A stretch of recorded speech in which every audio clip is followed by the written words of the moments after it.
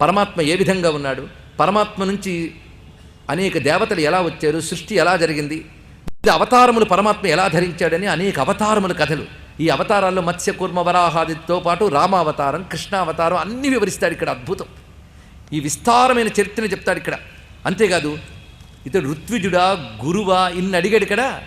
కృష్ణుడు ఋత్వి గురు వివాహ్యార్యే స్నాతకో నృపతి ప్రియ సర్వమేతదృషీకేశ తస్మాదభ్యర్చితోచ్యుత. ఇతన్ని మించిన ఋత్విజుడు లేడు, ఇతన్ని మించిన గురువు లేడు, ఇతన్ని మించిన బంధువు లేడు, ఇతన్ని మించిన వేదవేత్త లేడు, ఇతన్ని మించిన ప్రియమైన రాజు లేడు. ఇది తెలుసుకో. అంతేకాదు అందరికీ పరమాత్మ ఎవరయ్యా అంటే పితా గురువు పూజనీయ. కృష్ణుడు మనందరికీ తండ్రి. అందుకే అహం బీజప్రద పిత అని ఆయన భగవద్గీతలో చెప్పాడు కదా. అందుకే ఈయన మనకు తండ్రి, పూజనీయుడు, అన్నీ ఇతడే. అందుకే ఈయన్ని మించి పూజింపదగిన వాళ్ళు ఒక్కర్లేరు. ఇంకొక్కటి తెలుసా, ఎందరు రాజులున్నారు కానీ కృష్ణుణ్ణి ఓడించిన రాజు ఒక్కడైనా ఉన్నాడా ఇక్కడ అన్నాడు. ప్రతి రాజు ఎవడో ఒక దగ్గర ఓడిన వాళ్లే. కృష్ణుణ్ణి ఎదుర్కొని ఏ ఒక్కడు ఇంతవరకు నిలబడలేదు. అది తెలుసుకో. ఎందుకంటే జరాసంధుణ్ణి ఇప్పుడు సంహరించాడు. అంతకుముందు జరాసంధుడు వెళ్ళినప్పుడు కూడా కృష్ణుడి చేత ఓడింపబడిన వాడే. కృష్ణుడు బతికిస్తే బతికినవాడు. ఇది తెలుసుకోవలసినది ఇక్కడ. అందుకే కృష్ణుడు ఏ ఒక్కరూ జయించలేరు. అందుకు పైగా పూజించడానికి అర్హత కేవలం పదవి మాత్రమే కాదయ్యా. పూజ్యతకి ఎన్ని అర్హతలు ఉండాలో అన్ని కృష్ణుల్లో ఉన్నాయి. ఒకవైపు వేదాంగ విజ్ఞానం, అధిక జ్ఞానం, బలం, పరాక్రమం అన్నీ ఉన్నాయి. ఇతని కంటే విశిష్టుడు వరకు లేడు అని ఎప్పుడైతే చెప్తూ మొత్తం విష్ణు కథనంతటినీ ఇక్కడ వివరిస్తాడు భీష్మ పితామహుడు పరమానందంతో. ఇక్కడ భాగవతుడు వర్ణించిన భగవద్వర్ణన చాలా అద్భుతం. మొత్తానికి ఇదంతా చేసిన తర్వాత అప్పుడు మహా కోపంగా మాట్లాడు శిశుపాలుడు. ఈ భీష్ముడికి ఎంత చెప్పినా వినట్లేదు, మూర్ఖుడైన యుధిష్ఠిరుడు కూడా వినట్లేదు. అలాగైతే మేమందరం కూడా చూస్తూ ఊరుకోం సుమా, ఏదో ప్రేమతో కప్పాలిచ్చాం కానీ మా పరాక్రమాన్ని చూపిస్తాం అనగానే అప్పుడు ఒక్కసారి హఠాత్తుగా లేచి సహదేవుడు నిలబడ్డట్టండి. ఇక్కడ నిలబడి అంటున్నాడు, కేశవం కేశిహంతారం అప్రమేయ పరాక్రమం పూజ్యమానం మయా యో వహ కృష్ణం న సహతే నృపాహ సర్వేషాం బలినాం మూర్ధిని మయేదం విహితం పదం. ఇక్కడ నేను నిలబడి చెప్తున్నాను, ఏ రాజులైతే కృష్ణుని పూజించము అంటారో వాళ్ళ తల మీద నా పాదం పెడతానని నిలబెట్టండి సహదేవుడు. ఒక్కసారి ఇది అంటే తల మీద పాదం పెట్టడం అని అర్థం ఏంటి, వాడిని అణిచివేస్తాను అని చెప్పడం. ఇప్పుడు చెప్పండి, మీరు కృష్ణుని పూజించుతారా లేదా నా పాదం కింద అణిగిపోతారా అని సహదేవుడు ఎప్పుడైతే నిలబడ్డాడో అప్పుడు నారదుల వారు ఒక్కసారి లేచి ఒక మాట చెప్తున్నారట. ఇది మనందరికీ ఉపదేశాల్లో ఉంటాయని మాటలు చెప్తూ కృష్ణ పరమాత్మ యొక్క మహిమని ప్రకటిస్తున్న అంశం గనక పారవశ్యంతో చెప్పుకుంటున్నాం. కృష్ణం కమలపత్రాక్షం నర్చయిష్యంతి ఏ నరాహ జీవన్మృతాస్తు తే జ్ఞేయాహ న సంభాష్యా కదాచన. కమలపత్రాక్షుడైన కృష్ణ పరమాత్మని ఎవడు పూజించడో వాడు బ్రతికు ఉన్నా మరణించిన వానితోనే సమానము. కృష్ణ పూజ చెయ్యని వాడిని కృష్ణు భక్తుడు కాని వాడితో మాట్లాడరాదు. ఇది నారదుల మాట అండి. నారదుల మాట అయితే మనం చర్చ చేయడానికి కూడా వేయలేదు ఇక్కడ. అది కృష్ణ పరమాత్మ భక్తుడు కాని వాడితో మాట్లాడకూడదు. ఇంకేం చెప్పడం. ఈ విధంగా అటు సహదేవుడు పరాక్రమాన్ని చూపిస్తూ నిలబడ్డాడు, ఇటువైపు నారదుల వారు శాస్త్రవాక్యం చెప్తూ నిలబడ్డారు. వెంటనే మహాకోపం వచ్చి అంటున్నాడు శిశుపాలుడు, మేము ఎంతో ప్రేమగా ఇక్కడికి వస్తే ఇటువంటి సన్నివేశం చూసాం గనక ఇప్పుడు నేను నాతో ఉన్న మిత్రరాజులు కలిసి తీసుకుంటున్న నిర్ణయం ఏంటంటే యుధిష్ఠిరుడికి ఇప్పుడు అవబృధ అభిషేకం జరగకుండా, కృష్ణుడికి పూజ జరగకుండా చేయడం మా యొక్క కర్తవ్యం అన్నట్టు. ఇక్కడ అలా ఎప్పుడైతే నిలబడ్డాడో వెంటనే మొత్తం కొంతమంది రాజులు శిశుపాలను వాగిపోచ్చారు. మొత్తం రోషంతో ఊగిపోతున్నారు వాళ్ళందరూ కూడా. అప్పుడు భీష్ముడు అంటున్నాడు, భయపడుతున్నట్ట ధర్మరాజు. భీష్ముడు అంటున్నాడు, ఏం భయపడకయ్యా, నువ్వు చూస్తూ ఉండు. ఎవడైతే ఆ మహాత్ముల్లో లీనమైపోవాలని రాసి పెట్టుందో వాడిలా విర్రవీగుతాడు అన్నట్టండి. ఎంత అద్భుతమైన సందేశాన్ని చెప్పాడు ఇక్కడ. చూడండి, ఇక్కడ చూస్తూ ఉండు, కుక్కలు ఎంతసేపు మరుగుతాయి, సింహం లేచి నిలబడే వరకు అన్నట్ట. ఏం అద్భుతమైన వాక్యం చెప్పాడు చూడండి. ప్రసుప్తే యథా సింహే శ్వానస్తస్మిన్ సమాగత భిషేయు సహిత సర్వే తథే మే వసుధాధిపా. సింహం రానంత వరకే గ్రామ సింహాలు మరుగుతూ ఉంటాయి. కృష్ణుడు మౌనంగా ఉన్నంత వరకే వీళ్ళ ప్రతాపాలు. ఒక్కసారి ఈ సింహం లేచిందా వాడిని నిలబడరు. అందుకు నువ్వేమీ కంగారు పడుకో, నువ్వు కూర్చో అన్నాడు. కృష్ణుడంటే ఏమనుకుంటాను యుధిష్ఠిరా, నేను చెప్తూ ఉన్నాను విను. దీన్ని బట్టి భీష్ముని అర్థం చేసుకునే ప్రయత్నం చేయండి. కొందరు అంటూ ఉంటారండి, భగవంతుడండి ఆయన మహిమండి అని అంటూ ఉంటారు కానీ త్రికరణ శుద్ధిగా అనరు. అదే అనగలిగితే ఆ మాటకున్న బలం వేరండి. ఇక్కడ అంత త్రికరణ శుద్ధి భీష్ముడికి ఉంది. ఎందుకంటే ఈయన కృష్ణుడు పరమాత్మని 100% స్పష్టంగా తెలుసు. ఎందుకంటే ఉదయం మన సూర్యుడిని చూస్తుంటే ఈయన సూర్యుడండి అంటే కాదండి చంద్రుడు అంటాడు పక్కవాడు. అప్పుడు సూర్యుడిని చెప్పేవాడు ఎంత ధైర్యంగా చెప్తారండి, ఎందుకంటే వాడికి సత్యం స్పష్టంగా తెలుసు. అందుకే ఈ కృష్ణుడు ఎవరనుకున్నావు, సాక్షాత్ నారాయణుడు, అది తెలుసుకో, అందుకు నిశ్చింతగా ఉండు. ఆయన మౌనం వహించినప్పుడు మనమేమీ మాట్లాడక్కర్లేదు. ఆయన ఎందుకు మౌనం వహించాడో మనకు తెలియదు, మనం చూస్తూ కూర్చోవాలంతే అని చెప్తూ, ధర్మజ ఒక్క మాట చెప్తున్నాను విను. చతుర్విధానాం భూతానాం త్రిషులైకేషు మాధవ ప్రభవశ్చైష సర్వేషాం నిధనంచ యుధిష్ఠిరా. యుధిష్ఠిరా, ముల్లోకాలలో ఉన్న 4 రకాల జీవులకి సృష్టి స్థితి లయకారకుడు ఈయని అని చెప్పాడు. ఒకటే మాట ఇక్కడ 4 రకాల జీవులు అంటే ఎవరు? స్వేదజ అండజ ఉద్భిజ జరాయుజ, మొత్తం జీవుల జాతులన్నీ ఇంతేనండి. ఈ 4 రకాల జీవులకి ఈయనే సృష్టి స్థితి లయకారకుడు అని చెప్తూ ఆయన లీలలు వర్ణించాడు కదా. ఇంతసేపు ఈయన కృష్ణుడిగా పుట్టినప్పుడు చేసిన లీలలు, అంతకుముందు అవతారాల్లో చేసినవి చెయ్యగానే వెంటనే మహాకోపంతో శిశుపాలుడు ఊగి వచ్చి ఏమిటి చెప్పు, బకాసురుణ్ణి సంహరించట, కేసి అనే రాక్షుడిని సంహరించట, వృషభాసురుని సంహరించట. బకం అంటే ఏమిటి? ఒక కొంగని చెప్పినవాడు గొప్పవాడైపోతాడా? పైగా కేసి అంటే గుర్రాన్ని చంపాడు, అలాగే ఎద్దుని చంపాడు. ఎద్దు అంటే గోజాతికి చెందిందిగా, అంటే గోహత్య చేశాడు ఇతను. చూసారా ఎలా వ్యాఖ్యానిస్తున్నాడు. అలాగే ధేనుకాసురుడిని సంహరించాడు. ఇవన్నీ కూడా ఇతను గోహత్యలు చేసినవాడు. ఇంత చేస్తే కంసుడికి ఉన్నటువంటి గోవుల్ని కాచినటువంటి వాడు మాత్రమే. ఇతనే పెద్ద లోకరక్షకుడుగా మాట్లాడుతున్నావేంటి? పైగా అద్భుతంగా ఎత్తేడయ్యా గోవర్ధన అని అంటున్నావు. ఒక చీమల పుట్టనెత్తి గోవర్ధనం అన్నాడు ఇతడు అన్నాడు. ఏం మాటలు చూడండి ఇక్కడ. వీడు చూసినట్టు ఇప్పటికి ఇలా మాట్లాడే వాళ్ళు ఉన్నారండి. వీళ్ళు పూర్తి నాస్తికులైతే మహా సంతోషం, అది కాదు. నాస్తికులైతే ఇంకా సంతోషం. అటుకీకా గిటికీకా ఉన్న వాళ్ళతో మహాప్రమాదాలు వస్తాయండి వీళ్ళు. అలాంటి వాళ్ళు ఈ పుస్తకం ముట్టుకోకపోతే చాలు, ఇదేదో కల్పన కదా అని నమస్కరించి ఊరుకున్న సంతోషం. ఒక ఆయన భాగవతాన్ని ఇంగ్లీష్లో రాశాడు పాశ్చాత్యులను ఆనందపరచడానికి. నేను పేరు చెప్పను, చెప్తే చాలామందికి ఉన్న గౌరవాలు దెబ్బతింటాయి. భాగవతం అందులో గోవర్ధనగిరిని ఉద్ధరించడం అంటే కొండెత్తలేదండి, ఒక గుహలోకి అందరినీ తీసుకెళ్ళి దాచాడు అని. అంటే ఒక పిల్లవాడు కొండెత్తడం అనేది ఈయన నమ్మట్లేదు. అరే ఆయన కొండెత్తాడని కృష్ణకథని మనకు పరిచయం చేసిన వ్యాసుడు రాస్తూ ఉండగా లేనిది మనకెందుకండి అభ్యంతరం? ఆయన కొండెత్తాడని చెప్పడానికి గుహలో దాచాడని చెప్తున్నాడు ఇతను. ఇలాగా వాళ్ళు ఎవరయ్యా అంటే ఆ శిశుపాలుడు పోయినా వాడు వారసులు కొందరు ఉన్నారనమాట. నాకు అర్థమవుతుంది. ఇక్కడ ఏం చేస్తాం, శిశుపాలుడు మనకేం మిగల్చలేదు. కృష్ణనింద చేయడానికి పాపాత్మలకు కావాల్సిన సరుకు ఆయనే ఇచ్చాడు ఇక్కడ. పైగా పెద్ద చెట్లు 2 కొట్టాడన్నారు. జిల్లేడు చెట్టు అయి ఉంటుంది ఆ కొట్టింది. పైగా ఒక పాముని చంపెట్ట. పాముని చంపడం కూడా గొప్పే, చీమల పుట్టనెత్తడం కూడా గొప్పేనా? ఏమిటయ్యే ఇతడు చేసింది? అవి నువ్వు గొప్ప కార్యాలని చెప్తున్నా. ఏమైనా కీర్తిస్తున్న ఈ భీష్ముడికి ఏమైనా అర్హత ఉందా అన్నట్టు. చూసారా దుర్మార్గం ఎంత పెరిగిపోయిందో. పెద్దవారు వయస్సుడు చూడొద్దు, దుర్మార్గం అహంకారం అలాంటి చేస్తుంది. ఇతనికి ధర్మమే లేదు. పైగా బ్రహ్మచర్యం పాటించట. ఎందుకయ్యా బ్రహ్మచర్యం? వంశనాశనం అయిపోతుందయ్యా అని తల్లి చెప్తే నేను బ్రహ్మచర్యం పాటించాను అన్నాడంటే ఇతడు దేనికి చేత కానివాడు. అసలు ఇతడు బ్రహ్మచర్యం కాదు, నపుంసకత్వం అన్నట్టు. ఇంత దుర్మార్గం మాట చూడండి. ఇవన్నీ మూల భారతంలో ఉన్న మాటలేనండి. ఇతడు బ్రహ్మచర్యాన్ని అజ్ఞానంతో నపుంసకత్వంతో ఒక వ్రతంగా చూపిస్తున్నాడే కానీ ఇతడిలో ఎక్కడ ధార్మికమైనటువంటి ఉన్నత అనేది లేదు సుమా అన్నాడు ఇక్కడ.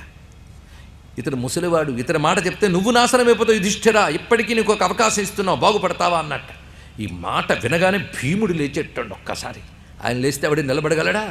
మహాప్రతాపంగా అసలు పేరే భీముడు అని ఒక్కసారి లేచి మొత్తం అందరినీ సంహరిస్తాన్ని కనుబొమ్మలు ముడివేసేట. ముడివేసినప్పుడు నుదుటి దగ్గర మడతలు పడిందిటండి. మడతలు ఎలా ఉన్నాయంటే ఒక మహాగంగా అనే తరంగాల్లో ఉన్నాయట. అవి ఉక్రోషంగా చూసి వీళ్ళని సంహరిస్తానని లేవబోతూ ఉంటే ఒక్కసారి భీష్మాచార్యులు వేసి లేచి భీముడిని పట్టుకుని వెనక్కి లాగెట్టండి. ఎలా లాగాడంటే ఉదాహరణ చూపిస్తున్నాడు ఇక్కడ. మహేశ్వరుడు కుమారస్వామిని వెనక్కి లాగినట్లుగా అని వర్ణించాడు ఇక్కడ.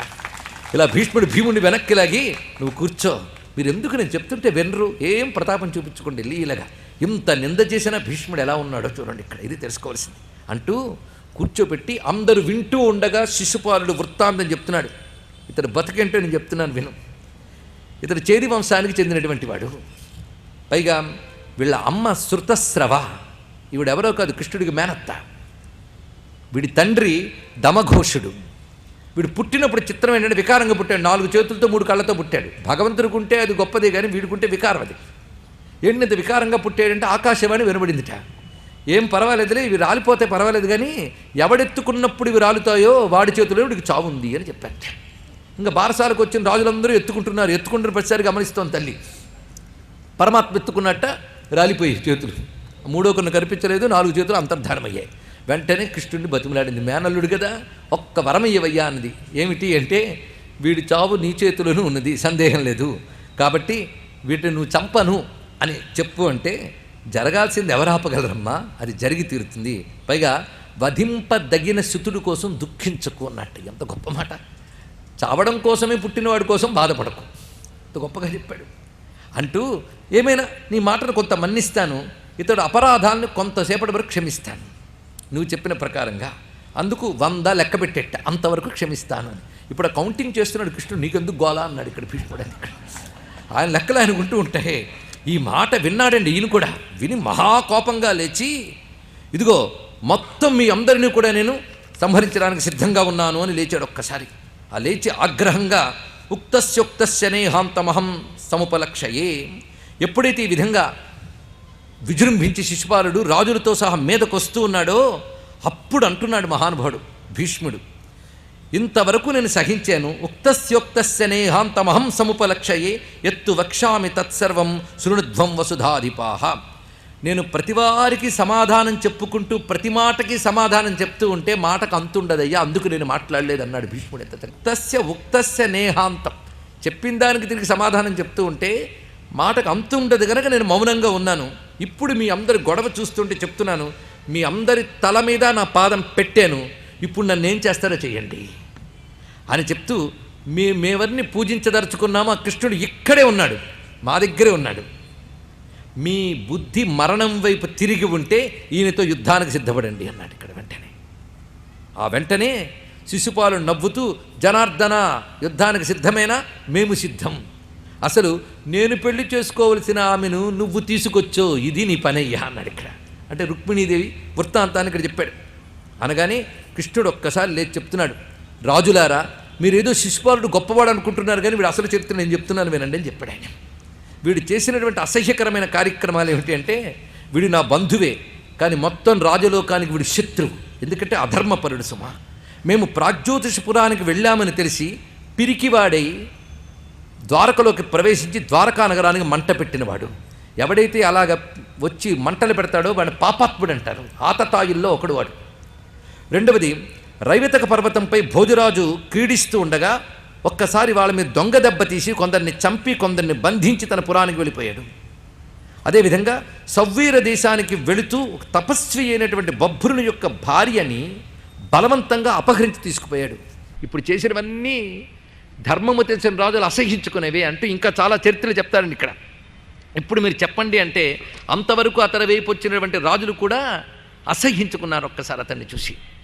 అప్పుడు శిశుపాలుడు గొప్పగా నవ్వి, నువ్వు ధర్మముల గురించి మాట్లాడతావా?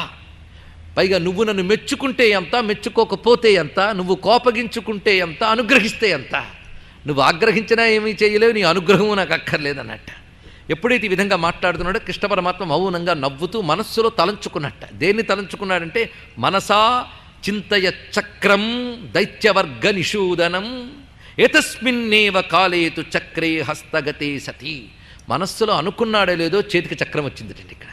ఇది కృష్ణావతారంలో ఉన్న ప్రత్యేకత. తన సుదర్శన చక్రం తను సంకల్పించుకుంటూ వస్తుంది, తను పిలిస్తే గరుత్మంతుడు వచ్చాడు. అందుకే కృష్ణస్తు భగవాన్ స్వయం, అది తెలుసుకోవాల్సినది. తలంచుకోగానే చేతికి సుదర్శన చక్రం వచ్చింది. ఆ సుదర్శన చక్రం చేతితో తీసుకుని, వీళ్ళ అమ్మకి మాట ఇచ్చాను కనుక ఇప్పటివరకు ఊరుకున్నాను, వాడి లెక్క అకౌంట్ పూర్తయిపోయింది. అధునా వధయిష్యామి పశ్యతాం వో మహీక్షితాం ఏవ ముక్త్వా యదుశ్రేష్ఠ చేది రాజస్య తత్క్షణాత్ వ్యపాహరశ్చిర వృద్ధశ్చక్రేణ మిత్రకర్షణం. శత్రువుని నాశనం చేసేటువంటి ఆ భవ్యమైన చక్రాన్ని ప్రయోగించాడు. ఆ సుదర్శన చక్రం వెళ్ళి శిశుపాలుని సంహరించింది. అందరూ ఆశ్చర్యకరంగా చూస్తూ ఉండగా శిశుపాలంలోంచి ఒక జీవజ్యోతి వచ్చి కృష్ణుల్లో లీనమైంది. అది గమనించిన వాళ్ళు గమనించారు, అందరూ ఆశ్చర్యపోయారు. అంతవరకు విర్రవీగిన రాజుల్లో కూడా భయం పట్టుకుందండి ఇక్కడ. మొత్తానికి సద్దుమణిగింది. కృష్ణ పరమాత్మకి పూజ చేశారు. తర్వాత ఎవరెవరిని ఎలా పూజ చేయాలో అది పూజ చేశారు. మహానుభావుడైన ధర్మరాజుకి అవబృధ స్నానం జరిగింది. సామ్రాజ్య పట్టాభిషేకం చేశారు. ధర్మరాజుకి సార్వభౌముడిగా పట్టాభిషేకం చేసుకునే ఘట్టం విన్నవారికి శాంతి కలిగిస్తుంది, ఆయురారోగ్య అభివృద్ధి కలిగిస్తుంది అంటున్నారు వ్యాసులు వారు. మనం ధన్యులమయ్యాం. యుధిష్ఠిరునికి జరిగినటువంటి అద్భుతమైన పట్టాభిషేకం. ఈ పట్టాభిషేకం అయ్యాక కొన్నాళ్ళు ఉండి తర్వాత కృష్ణ పరమాత్మ అంటున్నాడు, యుధిష్ఠిరా, ఇంక నేను ద్వారక్కి వెళ్ళి వస్తాను, నువ్వు రాజసూయ యాగం చాలా చక్కగా చేసేవయ్యా అంటే, స్వామి నీ అనుగ్రహం వల్ల ఇదంతా జరిగింది. రాజులందరూ నాకు వశమయ్యారంటే నువ్వు నా దగ్గర ఉన్నావు గనుక, నాదేమీ లేదు, నీ దగ్గర ఉండడమే నాకున్నటువంటి ఒకే ఒక్క అర్హత అని చెప్తే, నువ్వు ఎల్లవేళలా ధర్మాన్ని అంటిపెట్టుకునే విధంగా ఉండు, అనుగ్రహం ఉంటుంది అని చెప్పి తన మేనత్త అయినటువంటి కుంతీదేవికి కూడా చెప్పి సెలవు తీసుకున్నాడు. కృష్ణ పరమాత్మ ద్వారక్కి వెళ్ళాడు. ఈ ముఖ్య విషయం చాలా అవసరం అండి. కృష్ణ పరమాత్మ ద్వారక్కి వెళ్ళేకే తర్వాత కథ అంతా జరుగుతోంది ఇక్కడ. మొత్తానికి కొన్నాళ్ల తర్వాత వ్యాసదేవుడు యుధిష్ఠిరుని వద్దకు వచ్చినప్పుడు ఏకాంతంలో కూర్చోబెట్టి యుధిష్ఠిరుడు వ్యాసుని ఒక ప్రశ్న వేశాడు. ఇది ఇక్కడ చాలా ముఖ్యం. ఈ కథ తర్వాత కథలోకి వెళ్ళబోయేటప్పుడు సంధి కథ. ఈ కథలోనే తర్వాత కథకు కావలసిన కూడా కీలకాంశాలు మనకు కనబడుతూ ఉంటాయి. ఇక్కడ పితామహ, అనేక ఉత్పాతాలు రాజ్యానికి వస్తూ ఉంటాయంటారే, ఉత్పాతాలు 3 రకాలుగా ఉంటాయి.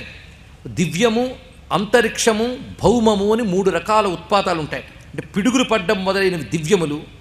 ఇక అంతరిక్షములంటే ఉల్కలు రాలడం, ధూమకేతువులు కనబడడం మొదలైనవి అంతరిక్ష ఉత్పాతాలు. ఇక పార్థివము అంటే భౌమము అంటారు దీన్ని, అంటే భూమికి సంబంధించినవి, భూకంపము మొదలైనవి, ఇవి ఉత్పాతాలు.